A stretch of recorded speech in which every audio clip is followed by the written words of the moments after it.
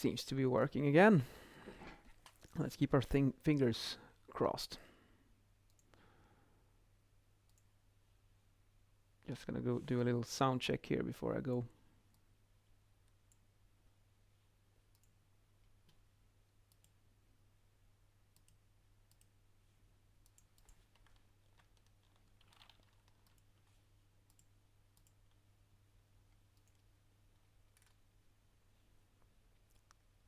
Seems to be working again.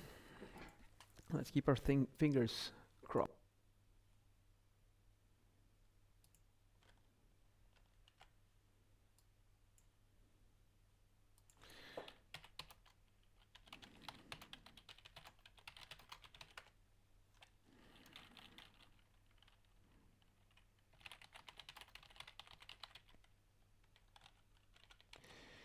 Now I've rebooted the computer and I hope everything should be working.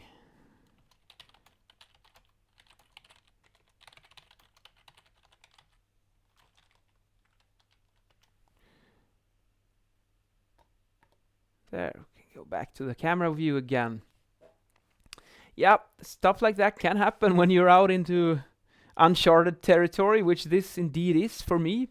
So I think we have to be very grateful that it crashed when it did, because it was just in the shift to the next part of the lecture. So I had dealt with all that I wanted to do with the sound installation part. So now I just have the noise from installations and traffic noise remaining.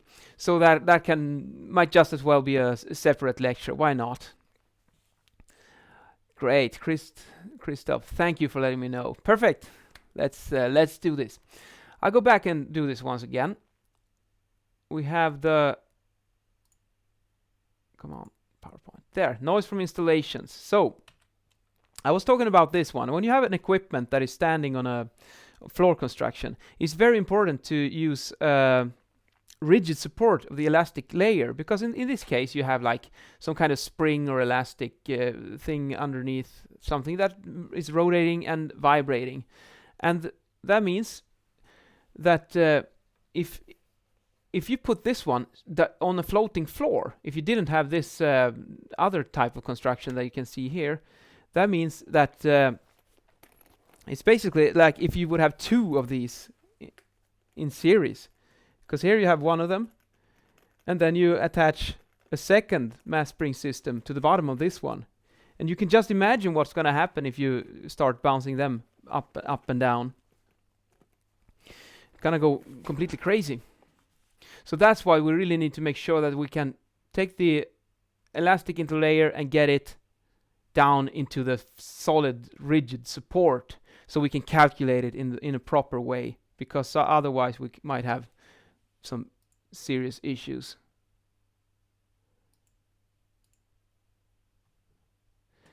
Just gonna turn off some other tabs in my browser, like so.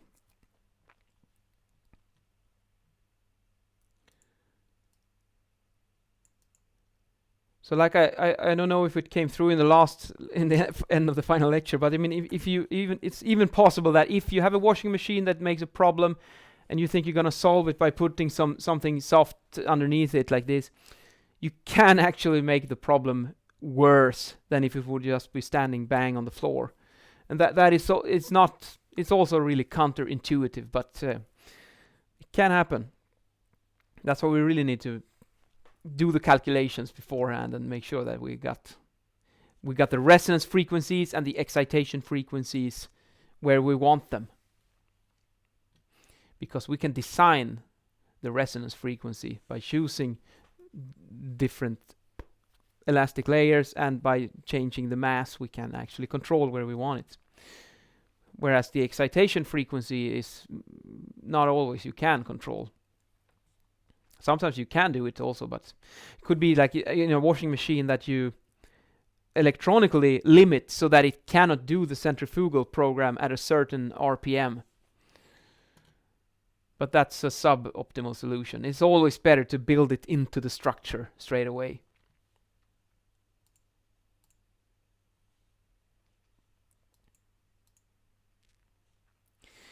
So, noise from installations. They're you have the equivalent sound pressure level and the maximum sound pressure level. Those are two ways of looking at it.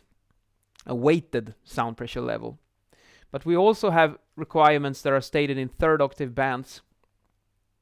And sometimes we also have tones that we need to consider. Because if there's a specific tone, it can be very annoying. It's more audible because you get a better contrast to compare to the other sound that surrounds you. I think I mentioned in a previous lecture, like with the contrast, if you have a white paper and you draw a red line on it, you're gonna see that red line very clearly. And that's what's gonna happen if you have tonal noise as well. It stings you in the ears, just like when I'm listening to Justin Bieber. Intense pain. This is what it looks like in the Swedish documents. The highest permissible equivalent continuous sound pressure level in rooms for sleep and rest. You have stated third octave bands like this that you have to consider to make sure that you fulfill all the requirements. I didn't show the requirements here because you can find them online. They're freely available on Boverket's homepage in the BBR document, where you can see what the requirements are. I want to tell you a little story here about a strange problem I encountered with installation noise a couple of years ago. There was some complaints in an apartment that there was some strange low frequency sounds, and I went there and tried to measure those sounds, but always when I got there, it was like I mean, you know, even I don't have the blue lights I can put on top of my car and do an emergency acoustic mission like that. So there's a little delay. Even if I went the fastest I could to measure this sound, it was gone when I got there. So we did it like this: that the tenants, I taught them how to use the sound level meter, and I asked them to measure. I don't remember. Maybe it was like 10 times when the disturbance sound is there and 10 times when it's not, so we can get a proper comparison on what is it, how does it sound when it's good, and how does it sound when it's bad. And I was really perplexed when I was looking at the results from this measurement, because it turned out that there was no difference. The requirement was 30 dBA and 50 dBc, and I measured 19. Oh, no, I didn't measure it. It was they measured it themselves. So it was 19 dBA and 42 dBc, which is extremely quiet. That is a very, very, very low sound pressure level, both dBA and dBc, in a dwelling. And when the annoyance was there, it was 1841, so it was even a little bit more quiet, which that's not coherent. So must have been some other problem here, because we couldn't come forward with this.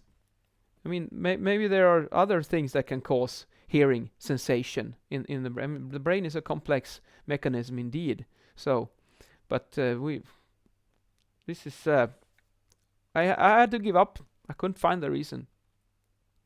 We also did a third octave band measurement to see what was going on, if there was some other stuff there. The previous one was just a weighted sound, but we looked at the third octaves, and it's the same here. You see, there's no difference in these curves.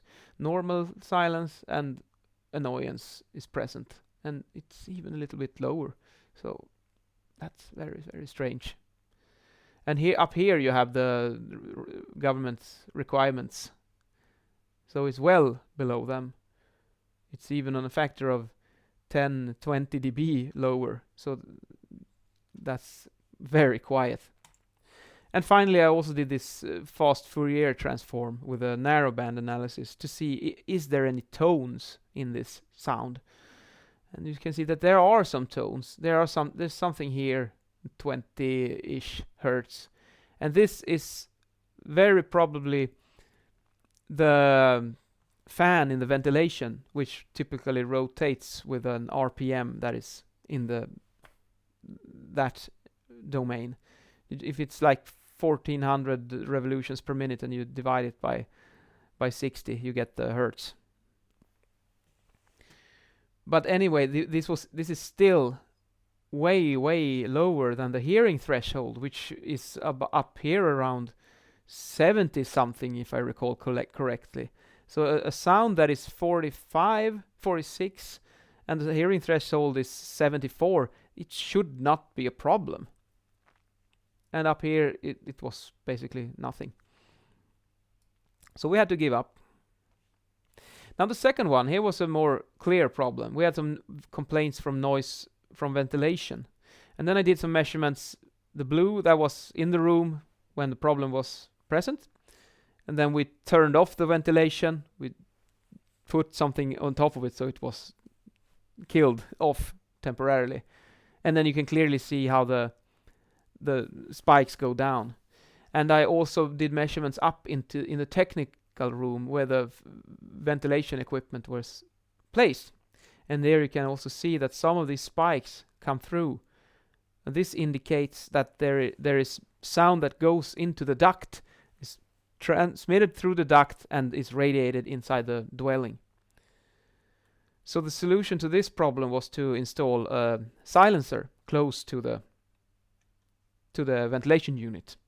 That way we can attenuate the sound before it propagates, and that's the best way to do it.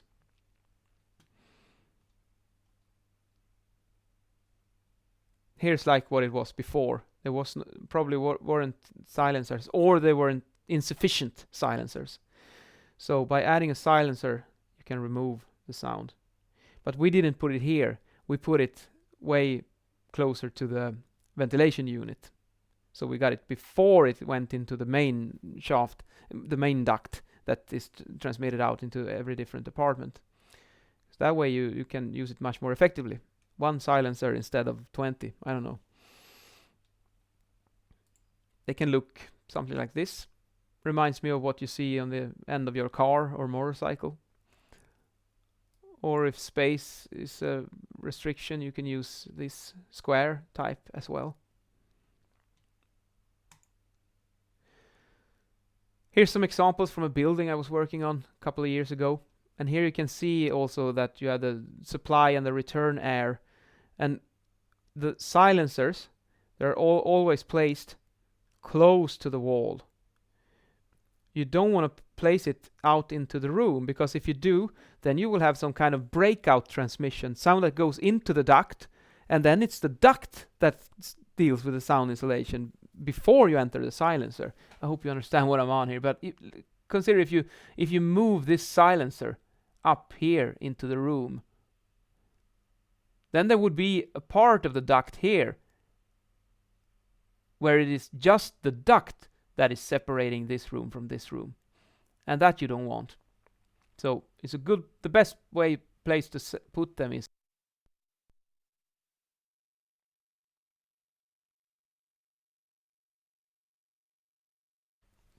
which is just a passive form of air transfer between rooms. But they are also important to consider regarding acoustics and secrecy and to avoid. I guess primarily secrecy could be one of these issues, because if you look at the previous sketch, let's say that this is a förrum. This could be like a waiting room or something, and then you have a psychologist office here where they have really secret conversations that they don't want anyone to hear, and if they were to have a transfer unit to handle the air transfer between these two rooms, like here, you see ÖD10, here is a transfer unit, but here you have a return air by duct. So this is a safer way if you want to get proper sound insulation, because here it's a hole in the wall, and holes in the wall will make the sound insulation worse. That's just physics once again.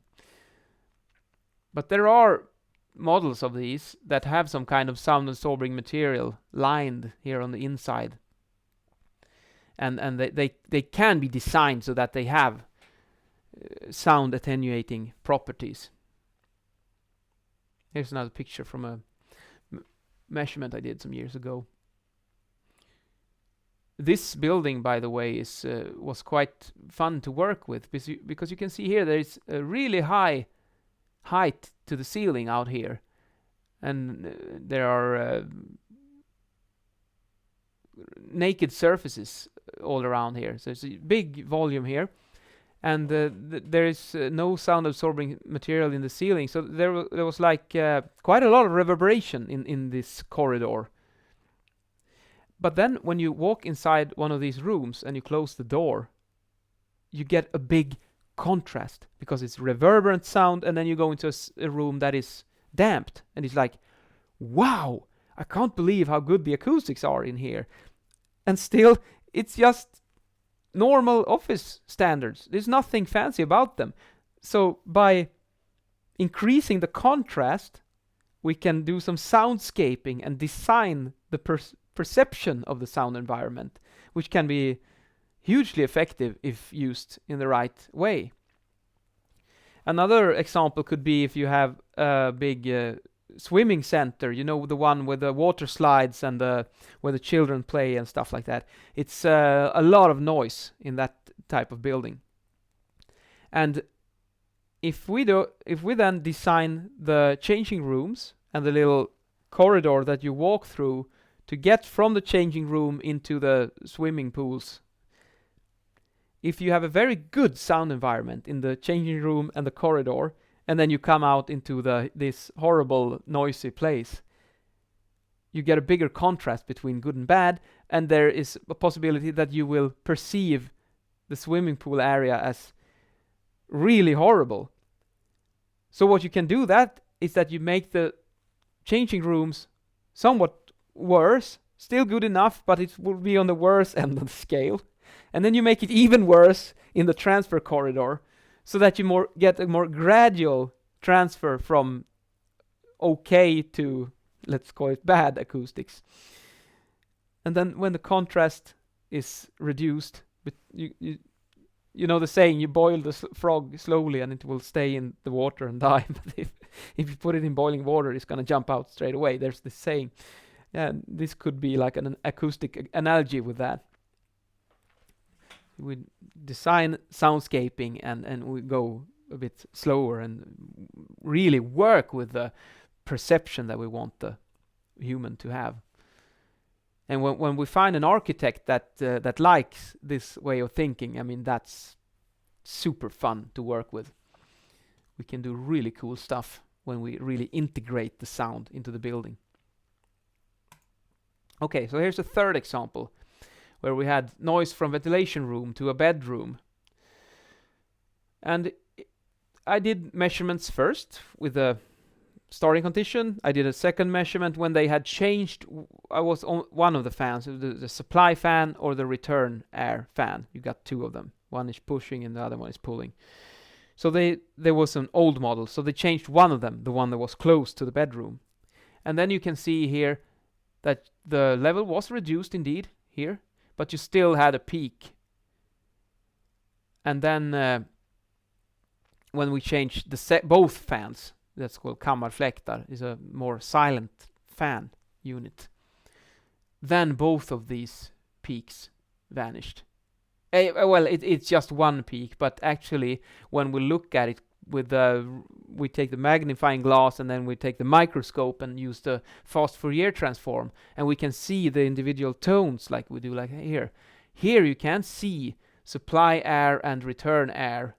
They didn't have the same rotational speed on the fans, so that's why you can see two clear peaks here. And by changing one of those fans, one of the peaks disappeared and the other one remained.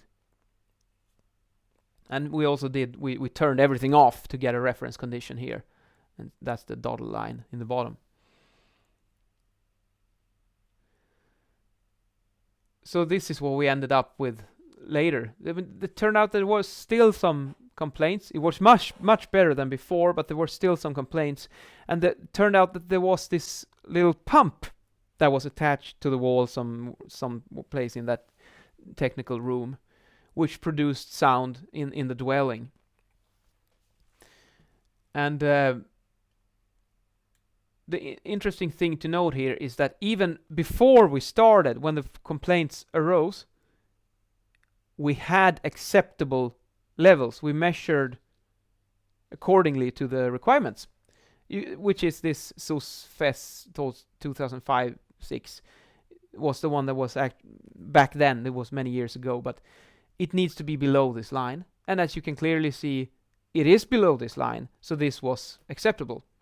But the landlord still wanted to show some goodwill and did this measures to reduce everything. So we got it down to this solid black line here. But then we found that there was this pump as well, and that one produced sound up here a bit more in the higher frequency region. So it was audible, but it was way below the requirements, so it stayed there. Even though, but that's something that can happen when you have a noise annoyance problems, that the person who is exposed to the noise, it's like they train their hearing to become super expert at hearing these annoying sounds. Whereas a normal, by normal I mean someone who has not been exposed to the noise and not been annoyed, would not find the same sound. Maybe they couldn't even hear it. That's a bit funny how we work. We adapt ourselves and become more easily annoyed. So the thing I want to end up with here is that it's very important to avoid the annoyance altogether. Don't let it arise. Because it's like if you have a threshold of annoyance. Let's say you keep below this threshold of annoyance, you'll be fine. If you exceed the threshold of annoyance so that an annoyance and complaints start occurring, then it might not be enough to take measures to get it back here to the threshold, because then you might need to go from here to here to make sure that everyone is satisfied. So better to get it right from the beginning.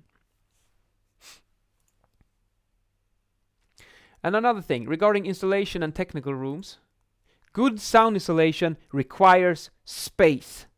Because if we have enough space, we can do future measures are possible. But if we, let's say if there's a ventilation unit, if we take this huge fan and we shoehorn it into a corner, bang on the floor, you're not gonna move that one anytime soon, because it's heavy and it's a big deal to move it. So it's better to place it a little bit outside in the room and a bit up from the floor, so that if complaints should arise, you can put something underneath it or on the walls. But that requires space. Now we move on to noise from traffic or external sources. In June 2015, the Swedish noise requirements were changed from 55 to 60 dB at the facade for small dwellings, less than 35 square meters. That's like student dwellings, basically. On the 1st of July in 2017, the requirement was changed again, this time to 65 dB for the small 35 square meter apartments. The requirement for all dwellings were also changed from 55 to 60 dB. And this was a change that we did so that we could facilitate more building. Because in urban environments, there's a lot of noise. And that makes it's difficult to find a place where you can build nowadays, because civilization is just about everywhere. So this is a way we relax the requirements on noise, and we will create more places where we can build. That's the hypothesis here. But there is one thing that we should remember here, because our brains are used to working with linear, but this is logarithmic.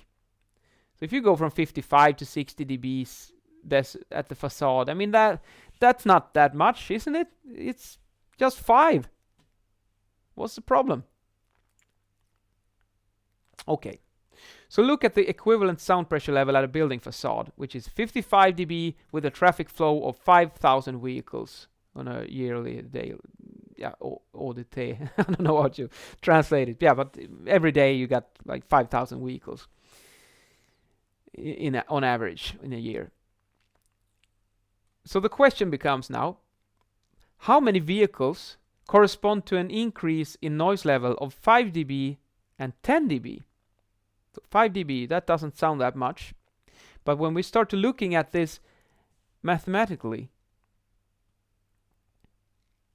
you see, going from 55 to 60 dB corresponds to 16,000 vehicles. And remember, you had 5,000 when you started. So that's quite a lot more. And in the second case, if you increase by 10 dB, up to 65 dB, you get 50,000 vehicles, where it used to be 5,000. So that's a 10 dB difference. When you think of it that way, maybe we have a little bit more respect for the people who think that this is a bad idea. Because the World Health Organization, they when they did that document I referenced earlier in the course, they had a strong recommendation of 55, and that's it. Because if you go above 55, they could see negative effects on health. But anyhow, there is always this balancing to do with sustainability. Social sustainability, economical, and ecological sustainability. We have to take them all into account. Now we're going to try and listen to what this can sound like. So here's a simulation of sound pressure level at facade on a distance of 40 meters on a road that has an average traffic of 5,000. And the equivalent sound level here is 55 and the maximum is 70. So let's hear it.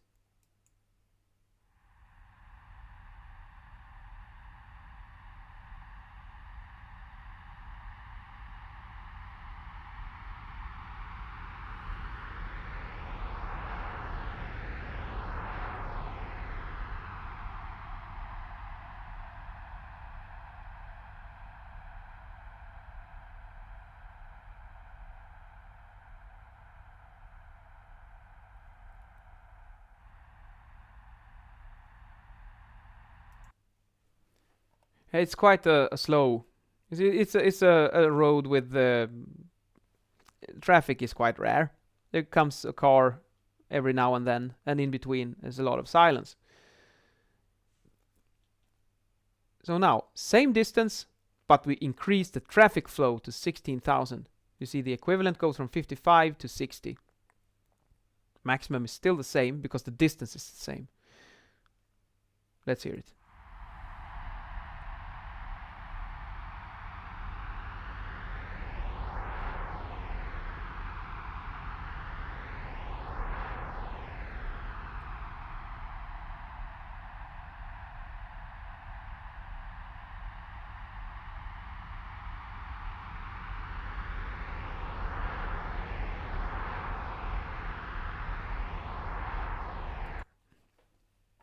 You can see there's a clear difference here. When the traffic intensity increases, there's more and more and more cars coming. So there's not that quiet part in between. They just take turns to create noise. So that's what it sounds like with this. And also note here that, that one, 40 meters. The maximum level is the same in both cases because the distance is the same. I mean, if there is 1,000 cars passing you on a distance of 40 meters, the maximum will be the same as if it is 100.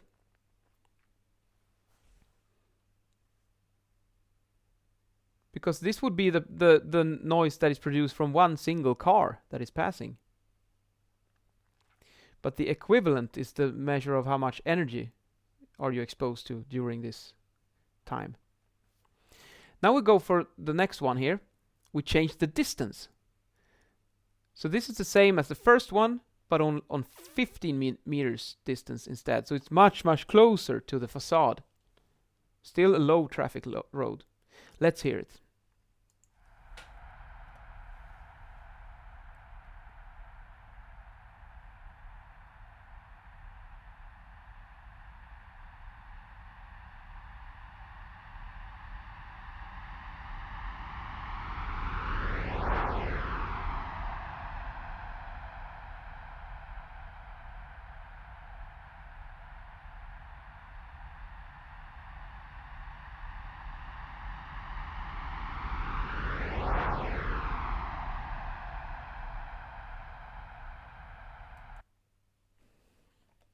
Do you see? This one is similar to the first one, but here the maximum level starts to become a bit unpleasant. And the equivalent level also goes up to 60. So in these two cases, you got the same equivalent level, but the maximum level shifts. So that's why we need both of them. We both need to consider both the equivalent and the maximum. So for instance, if you're talking about Essingeleden in Stockholm, it's I think it's the most trafficked road in the whole of the country of Sweden. If you were to measure the sound pressure level from that one, you wouldn't be able to see any individual car passing by. It would be like a constant noise carpet like this. But if you compare it to a bus stop on a street with limited traffic, then it would be quiet most of the time, but when a bus comes, then you're gonna get a lot of noise in short intervals. So in this case, it's gonna be the maximum that is defining. So I'm gonna show you how this procedure is done when we design our buildings so that we can fulfill all the requirements. So sound pressure level from external sources. First, we calculate outdoor sound pressure level is calculated in a 3D model. We use the geographical data and the building data, and we put in the roads and everything, how much traffic flow goes on each road, and then you can do a calculation and get these beautiful colored noise mapping drawings where you see how much decibels do we have at different places around this building. Then we go out with a loudspeaker and we measure the sound insulation of the facade. And this is the same thing as I've been talking about in the previous lecture when we do airborne sound insulation measurements. We measure a sending room and a receiving room and the reverberation time in the receiving room. But in this case, the sending room would be outside on the facade. But still, we would get a frequency curve on how much is sound attenuated. So when the sound insulation of the facade and the sound pressure level outdoors is known, indoor sound levels can be calculated.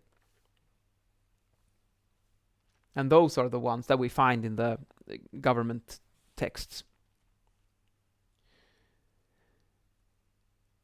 And a rule of thumb could be like, if the facade sound insulation is dimensioned according to maximum levels, if they are above 15 dB over the equivalent levels, for example, bus street, air traffic, or like my previous home, I had an ambulance helicopter passing over, then it's going to be the maximum levels that we have to focus on to get good environment indoors.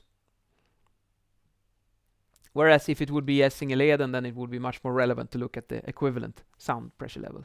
That highly trafficked street it's not a street, it's a road in Stockholm.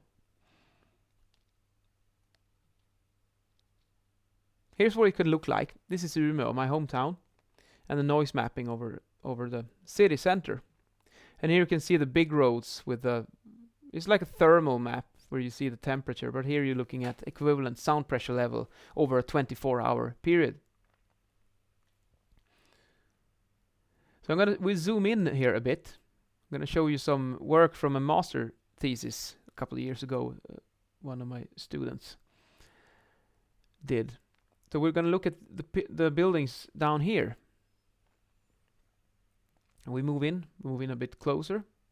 You see they're really close to this heavily trafficked road. Oh, wrong direction. Here we go one step further. Here. These are the buildings that we want to look at. They're banana shaped. So they got 70, 75. There's strong traffic levels outdoors. We keep zooming in. And then we start looking at them one story at a time, perhaps. Because if we are dealing with a case like this, where you have very high sound pressure levels, there is a big economic benefit to look at them individually and really tailor the required sound insulation all around the building for every window, so we don't shoot over the target or below. So from the noise mapping here, we can get data on separate floors even. And then we look at it room for one room at a time and to see exactly what kind of windows we should use. But here it's also a compromise to see that you don't want to have like 15 different sound classes on your windows, because that's going to be a nightmare to produce in the field. But if you only use 2, you're going to shoot way over the target in most cases. So there's this balance.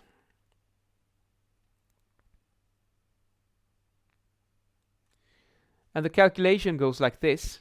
You know, it's in Swedish, the formulas, but we can calculate the resulting reduction index from the whole partition. Like here you have the facade and you have the wall and you have the window. So it's surface 1 and surface 2 in these equations, where S is the element area and R is the reduction index for each element. Because that way you can go to a supplier of windows and they can provide you with the data.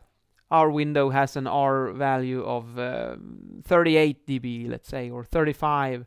And then maybe you can do calculations on the wall, or maybe you have also supplier data that this wall construction has an index of 48. So if you have 48 in the wall and 38 in the window, you can put it in here and calculate precisely what the total reduction will be.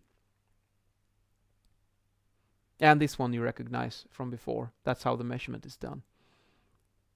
So when we calculate and we know this R total, and we know the sound pressure level outdoors, that's the color. Then we can find out, using this formula, what LM will be. Because R, we calculate like this. Level sending room, yeah, that's the corresponding color. And then we just solve the equation for LM, and we get receiving room sound pressure level. And this is the correction with or without furniture. And that you can do like a generic schabloon, 0.5 seconds, and find out what this term will be. Here's another trick. You can use a quiet side. It's one of the first things you should notice when you start designing a building is how is the orientation geographically, because that one is the hardest one to do something about when the building is finished. So it might be better to orient it like this, so you have one side with a lot of noise, but then the other side will be quiet, instead of orienting it perpendicular to the road, because then all sides would be quite noisy. It's better to have 60 here and 50, less than 50 here, because this is going to be like a big noise screen, than if it were perpendicular, because then you would have like 57 on all apartments. So we also consider single or double-sided apartments. They're genomgående, I don't know the English term, but they go through the whole house like this. So if you have a single-sided towards the yard, you're fine, because here it's quiet. That's on the quiet side of the noise screen. But these ones, the single-sided apartments on the side of the road are the sensitive ones. And this is typically where you take these sub 35 square meter apartments and you try to arrange them so you have that kind of apartment on the roadside. But if you want to build larger apartments, or the architect primarily needs to consider, so how can we arrange the rooms so that we have access to the quiet side also in this apartment. And one could argue that, well, if we just make sure that we have fulfilled the requirements of sound inside the apartment, does it really matter how much sound you have on the outside? Well, it depends. If you want to be able to open the window and have some ventilation that way, you can't really do it if you have 70, 80 dB outdoors. You're going to go crazy. And there are some really massive studies on this, and they found clearly that people value the ability to open a window quite a lot.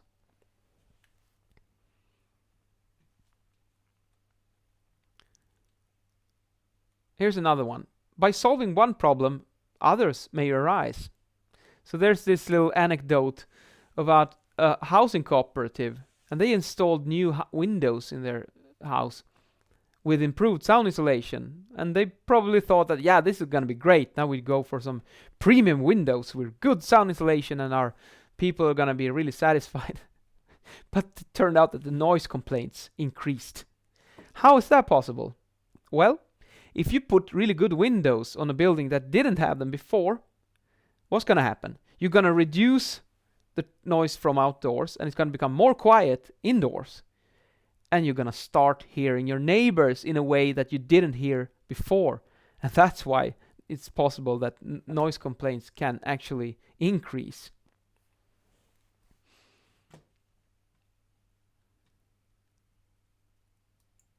A little bit more here. I'm almost at the target now, but we're almost finished with the lecture. My brain is starting to melt. I'm feeling it now. But a little bit more about noise from traffic. Now, if you're talking about the velocity that you're driving, the speed, if you're slow speed inside the city, it's primarily the combustion engine and the powertrain that produces the major part of the noise. So that means if you're driving a Tesla in an urban environment, it's going to be very silent. But if you go out on the highway, a Tesla or a Mercedes AMG is going to sound similar. Because then it's the road and tire noise that starts to dominate instead. So it's dependent on the speed limit. This also has an effect on the character of the noise. And the frequency content. Is it more low frequency or more high frequency? And that we need to consider. Which kind of requirement should we state on our windows, and which kind of requirement do we need to design our walls to fulfill on the facade? It depends on the speed limit as well. Now we leave traffic noise and move on to the final one here with reverberation time and room acoustics. And I'm going to keep this one really, really short. I'm just going to show you some quick example. So this is what it looks like then in the Swedish requirements.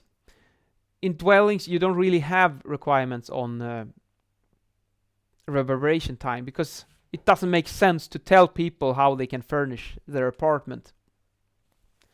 But in the stairwell and the corridor, there it actually makes sense to have some requirements. And you know, if you go into an old multi-story dwelling, it can be really difficult to have a conversation in the stairwell, whereas a newly erected building usually have sound absorbers in the ceiling, and that's a much more pleasant place to be when you're talking. And here's another good trick. By reducing to a shorter, I'm going to read it as it says. A shorter reverberation time in the stairwell can sometimes compensate doors with lower sound insulation. Because if you lower a reverberation time in the stairwell, it's going to become more quiet out there. That means that there is less sound able to come into your apartment and create annoyance. And that trade-off, it's maybe cheaper to install the absorbing panels in the roof, in the ceiling. I always mix those up. In the absorbing panels in the ceiling, than to install doors with 5 dB better sound class. You can perhaps save some money here.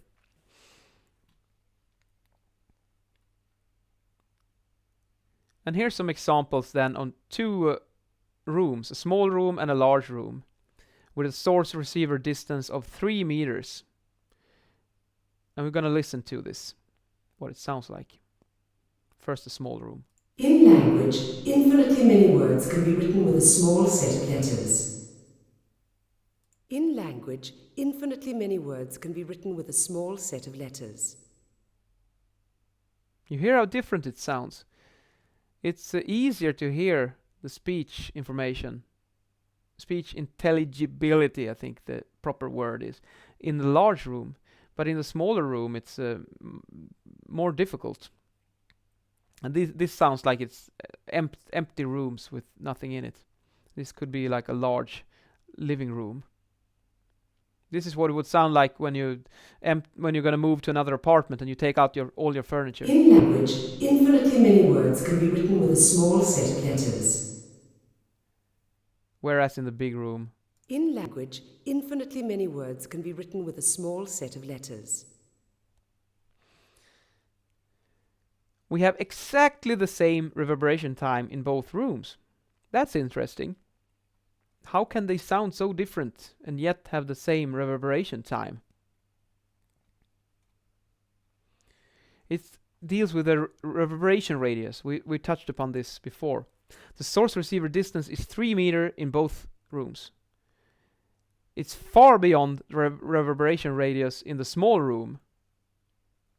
But in the large room, it is close to the reverberation radius. It's that in the small room, what you hear is dominated by the reflected sound, whereas in the large room, what you hear is dominated by direct sound, because you're relatively close to the source. It's 15 by 30 by 10 meters. So that means that all the reflections, they have traveled far before they reach you. Whereas in the small room, you get only reflections.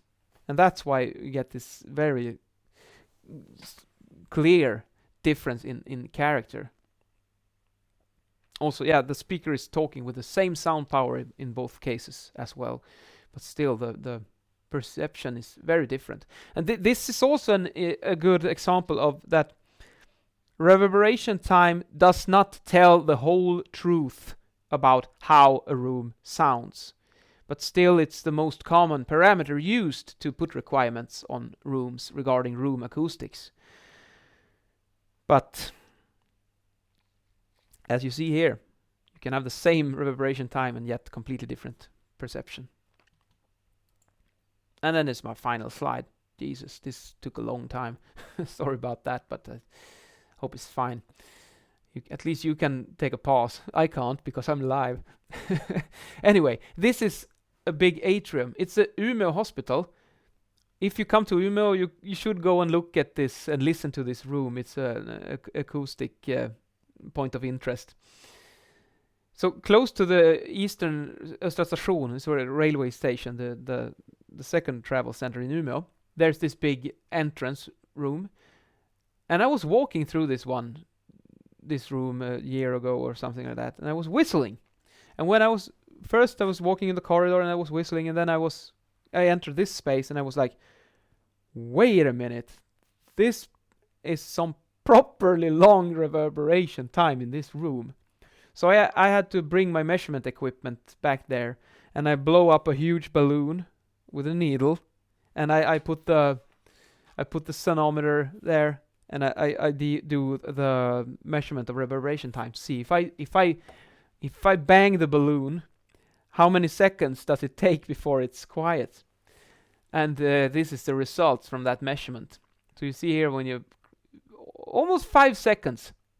5 seconds. You imagine that when you bang a balloon and it sounds for 5 seconds. That's quite a long time. And this is what it sounds like.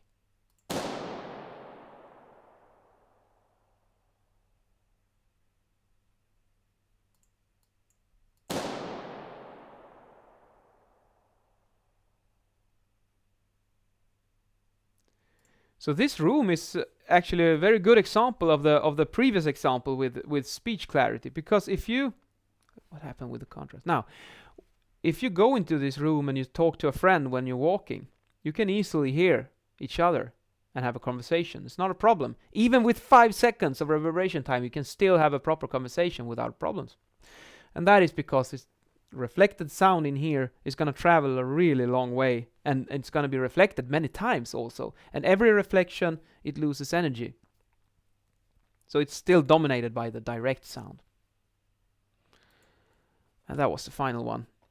Well, now my brain is really melting. This has been quite an experience to do this live streamed lecture series.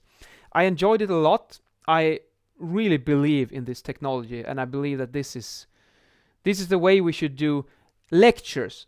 Not all learning activities, but lectures I think is a really great way of doing this way.